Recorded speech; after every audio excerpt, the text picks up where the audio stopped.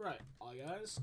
Welcome to the next part of the WWE vs TNA 2010 save.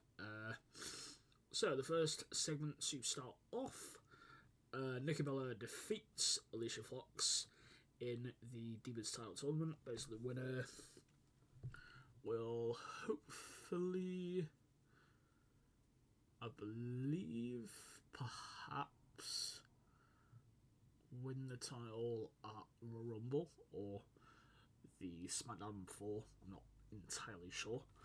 But basically, there was this match. Nikki Bella got a in-ring performance of 37.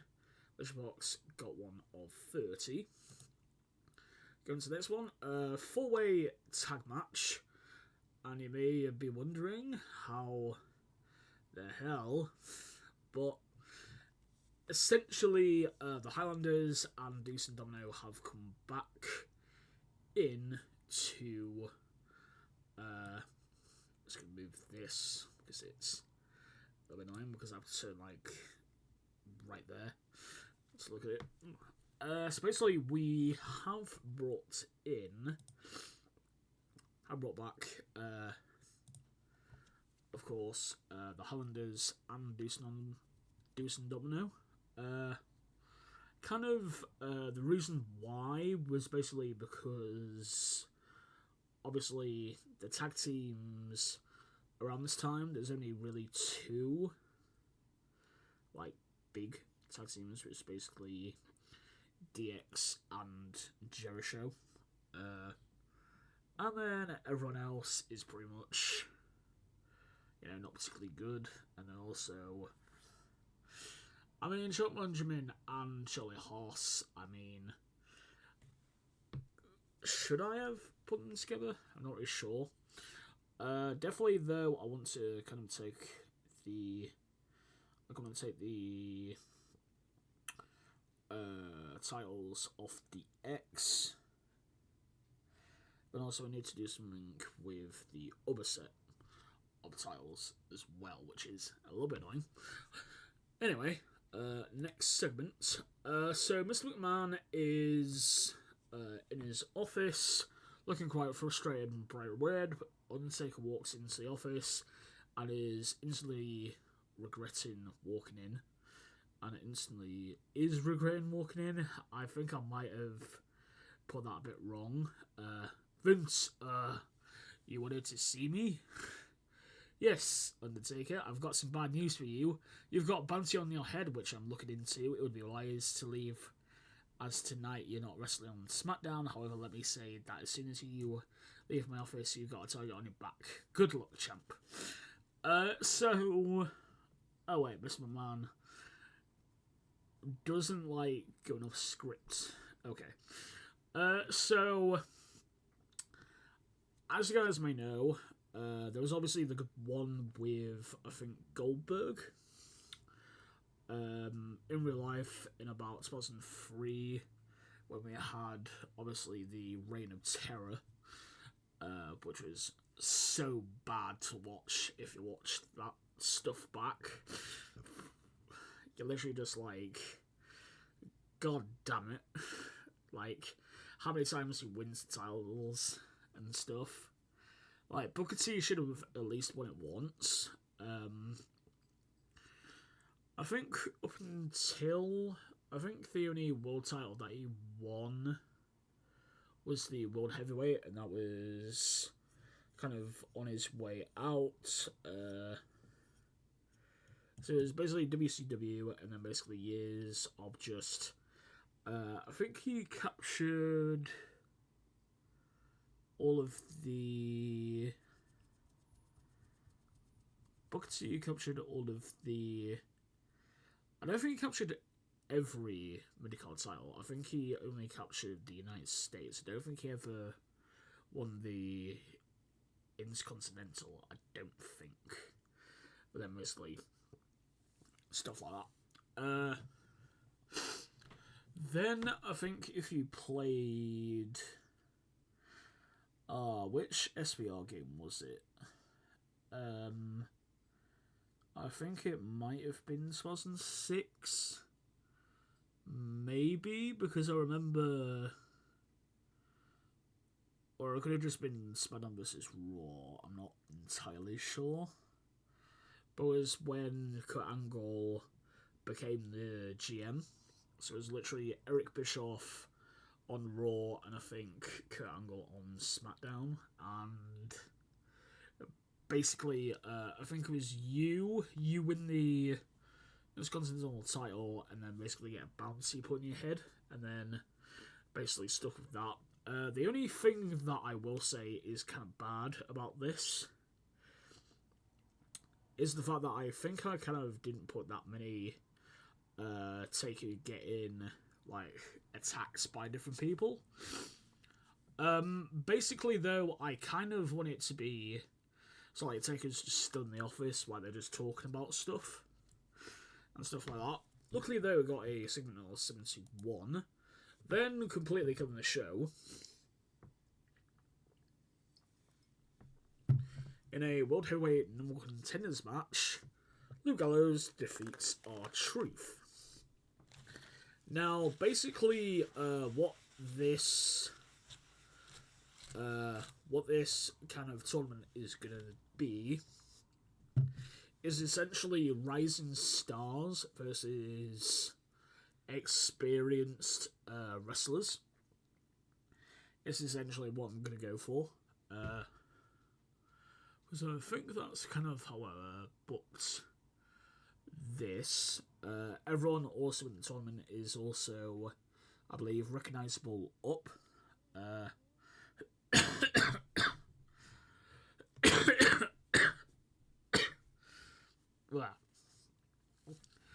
Sorry guys, I still got quite a bit of a cough and cold, as you can tell. Oh wait, let me just turn this up. There we go.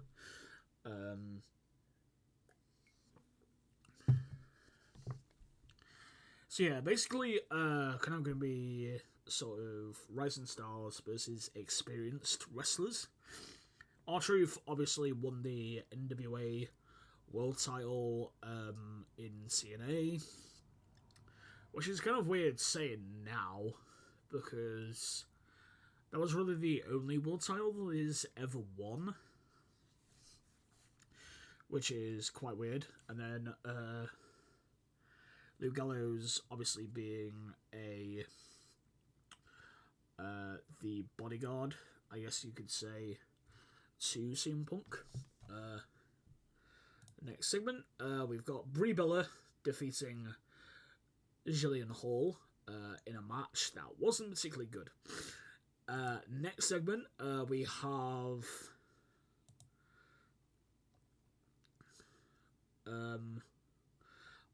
it's got stuff taken off. Damn. So backstage, Peter Long is talking to someone off the camera about signing with WWE. Then Orton comes in the GM office, and the mystery person manages to hide in a room off to the side before Orton can see him. Orton, today eyed man to be in the World Heavyweight Title Tournament, to be the number contender to face Taker at the Royal Rumble. I probably should have shown that down, actually. I've been in before and won another chance of doing it, so again. Well, I would love to add you in the tournament, but my hands are tied as everyone's already been picked by the owner of SmackDown. Orton's looking angry, but then confused. Wait, you mean Mr. McMahon picked all the participants in the tournament? Not exactly, dog. You see, Mr. McMahon hired someone to take control of SmackDown as a whole.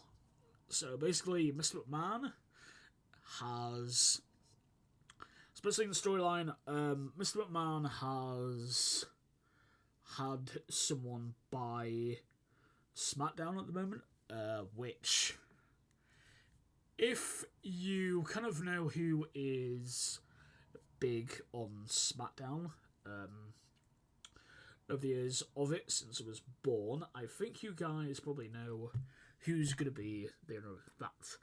But basically, Theodore Long books Orton instead in a Royal Rumble qualify match instead to put him towards winning the Royal Rumble.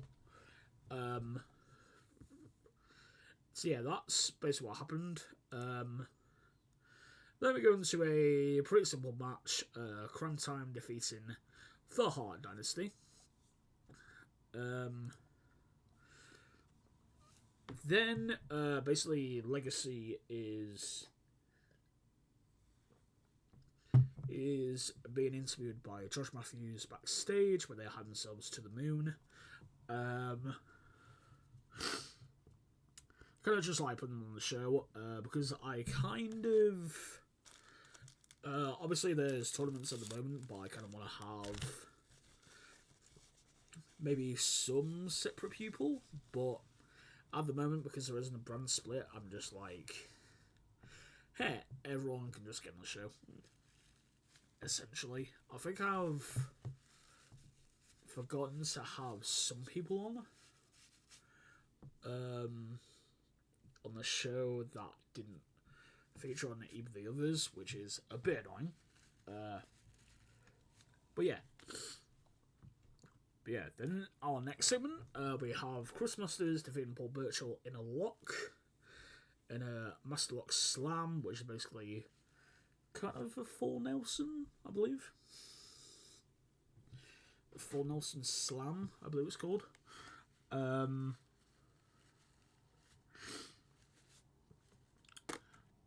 wait, I just remembered. Paul Burchill isn't particularly...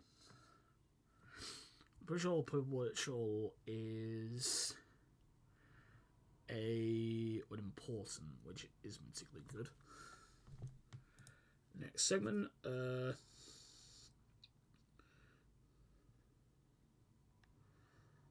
wait, what?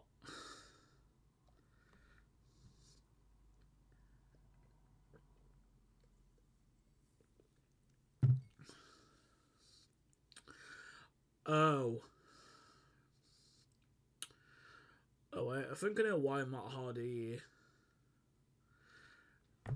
completely phoned it in. Because I have brought in more wrestlers. So basically trying to have like good rosters on every brand. But I just remembered that I think one of them at the moment, Matt Hardy used to date.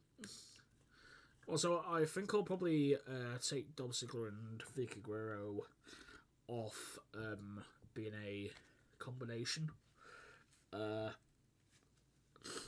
Although technically around this time, Vicky Guerrero...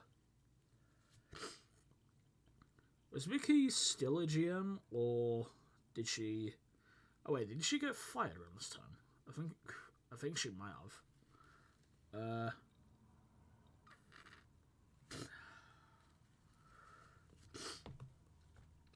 But yeah, Matt Hardy completely just destroyed this match. Luckily, Dolph Ziggler was in it. Because obviously, as you know, Dolph Ziggler is very good at making matches. I wonder where he'll go in the future, though. Because obviously he has gotten fired from the WWE, which I... Like, it's not getting released, it's getting fired. That's what it is. Like, anyone that says... Basically, anyone that says, you know, getting released from the company and getting fired from the company, they're exactly the same thing. It's kind of like getting let go from an actual company. It's the same as that. You know, getting released and getting let go. You know, and getting fired. Complete the same thing.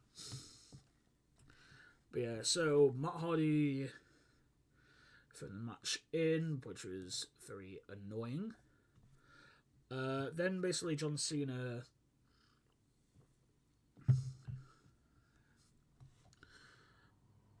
basically talks about getting his redemption back from accidentally losing the WWE title. Now, I did actually see, I think someone posted, I think it was on YouTube, as a short, They basically said that Sheamus did get told that he was going to win the title. The only thing that I will understand is the fact that, well, it looks odd for, me and you seeing that match back, because it looks like there's something wrong with that. Basically, just a Cena promo there. Why did I get a segment of 67? What? So guys, about sniffling a lot. Then we have Natalya defeating Tamina by submission with a sharpshooter. Natalya and Tamina don't seem to click at all.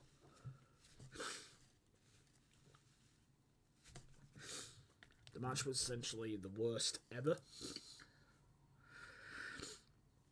So then we have, so basically, other than the night, the whole thing with Teddy Long, basically, Randy Orton faces Daniel Bryan for just a short match to sort of do the Rumble qualifier stuff, which I'll just add this.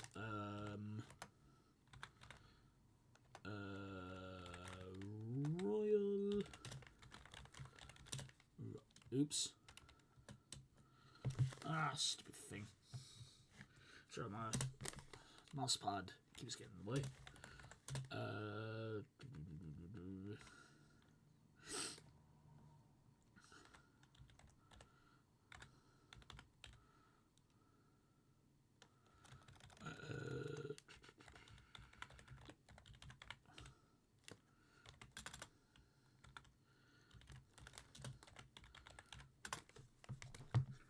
Right, there we go. So Randy Orton will be a part of that. So let me just do this real quick. Oh yeah, because I have my previous one. So what's a bit annoying is that this is the first Rumble qualifier. Then basically after the match,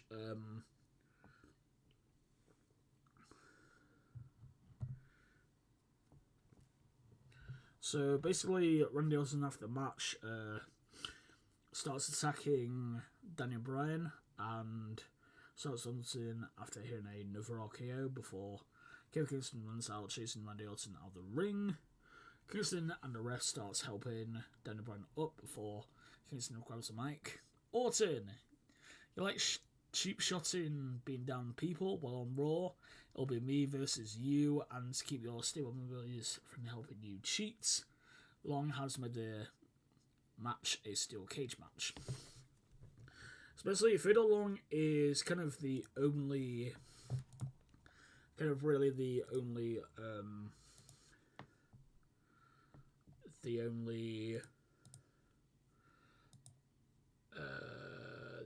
only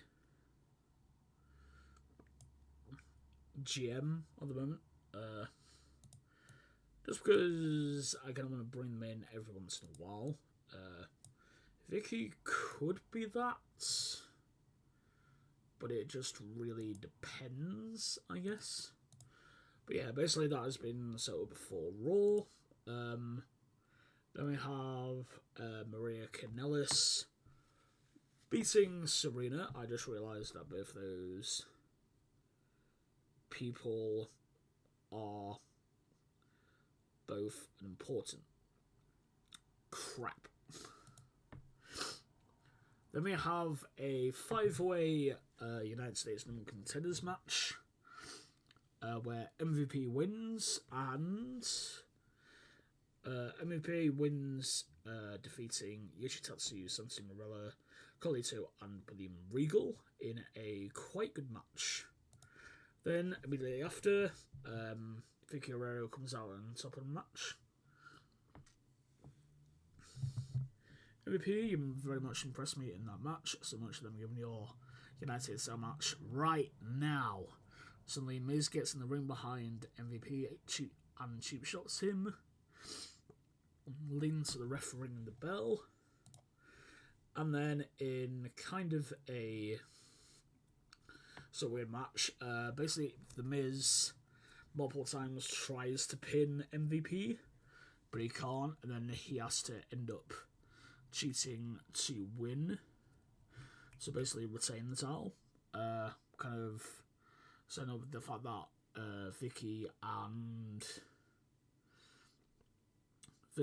is kind of like a heel gem almost, and I think in the next few months, Vicky and Teddy Long are basically just gonna go back and forth.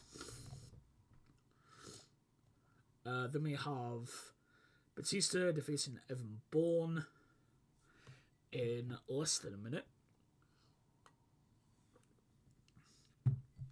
Batista and Bourne don't click at all, which is a bit annoying. And then basically Michelle McCool and Layla come out to the announcers podium and challenge Layla to a handicap match at the Royal Rumble. Then we have CM Punk defeating Mark Henry with a Pepsi plunge. What? Right, so Pepsi plunge is basically just a top rope pedigree, but Punk had to literally stop because like his knees kept on like getting bad every single time. Then we have Rey Mysterio defeating Zack Ryder in 1:37 with a West Coast pop. Some of him for the next round. Then we have Chris Jericho defeating Primo with a lion salt.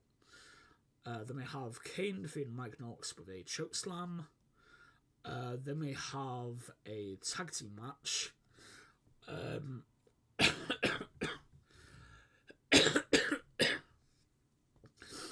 Sorry, guys. Basically, because Chris Jericho was previously in a match, basically Big Show has decided to recruit Jack Swagger to team up with him against D-Generation X. However, basically Swagger and the Big Show kind of miscommunicated.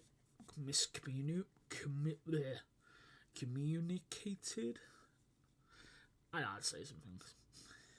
So basically they basically went on each other's like chemistry almost, and basically Sean ended up pinning Jack Swagger. Then we basically have Taker is in the show, and basically Taker's just walking to the exit, and Swagger and Ziggler start attacking the Undertaker. Before long, they end up start arguing about getting the bounty money before Kane starts to help Undertaker, leading to Ziggler and Swagger running away, and then basically Kane then helps Taker to his car before they drive away from the arena. Now, kind of what I want to do, but I'm not sure if I want to do it for the Raw, is have this be a tag match, where it's the Brothers of Destruction against Ziggler and Swagger. Maybe, maybe not. Alright, so that has been our show. Sorry about the long wait, guys. As well, pretty much, still, how long are we away from that? Quite a while until we actually do these, which is a bit annoying. So I'm trying to get. Basically, I'm trying to get through the preseason. Weirdly though, we did beat Barcelona, which is slightly odd. As well, basically, this is our tactics at the moment. Let me just quickly do that. So basically, this is our tactics for that. So, just so you know. So I think this show did go quite well. Definitely Taker doing the thing definitely helped. The only problem is now the people that have lost in the Divas tournament and the World Heavyweight tournament, I'm not really sure what to do with now. But I think everything did quite well apart from this match, which I think was the lowest. Other than that one. Anyway, guys, thank you all for watching this episode. Sorry about the long wait. So next up is Raw. However, I need to get through the weekend of this to see who else we can bring in. Now, just to point out that some wrestlers are going to be on both promotions, just because I feel like that's kind of the way of doing it. So there will be a few wrestlers that maybe show up on both brands. And then also some wrestlers basically want to kind of like, obviously apart from the Highlanders and Decent Domino, to kind of like bring them in when I can. Also, I just realised I just showed you guys the pre-show, and I may have spoiled who I have signed. But anyway, so basically, gonna put them on pre-show, try and like build them up. So, for example, if I want to have them part of something, try and like have them dominate their matches, and then basically do that.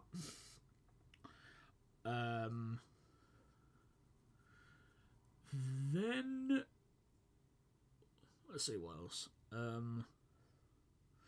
So there's that. Some wrestlers are going to be on both shows.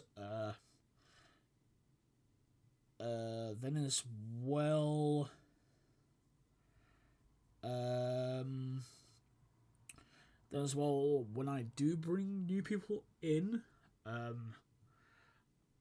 I'm going to essentially try and bring them in a unique way, instead of just like have them come out for a match. Obviously, Daniel Bryan, I believe I showed on Raw. Oh wait, no I didn't. Crap. Anyway guys, thank you all for watching. Have a good day. Please like, subscribe and comments. Like if you liked the video, dislike it if you didn't like it. Weirdly though, I can actually see the dislikes, which is really stupid, I will say. Like, I don't get why they got rid of the dislikes. Because actually, it is creative. It is basically criticism. But in a good way. So then, mostly if someone dislikes it, you're like, oh, they didn't like this video in this format. Okay, I'm going to change it for the next one. But that's kind of the thing. Like, YouTube keeps messing up. Obviously, that is that whole stuff with Sniper Rat. Sniper Rat, I think. I think she's called Sniper Rat. I don't know. I don't know, something like that. With Jack's Films, where YouTube just messed up totally. And I am thinking that YouTube needs to change, because they have been messing up a lot of the last few years. And obviously, at the moment, there is that whole ad block thing that's going around, where basically they're like straight up telling you, hey, we need to get rid of your ad block. And like, some people don't like the ads that they play. Me also. I know that kind of doesn't really help the YouTuber, like me and others. But the thing is, YouTube, I know it is just so bad that it gets kind of annoying from time to time. Just like, oh yeah, we think this is a good idea. Something goes wrong. Oh well, let's just sweep that under the rug. This is essentially a problem there. Anyway, guys, thank you all for watching. Have a good day. And goodbye.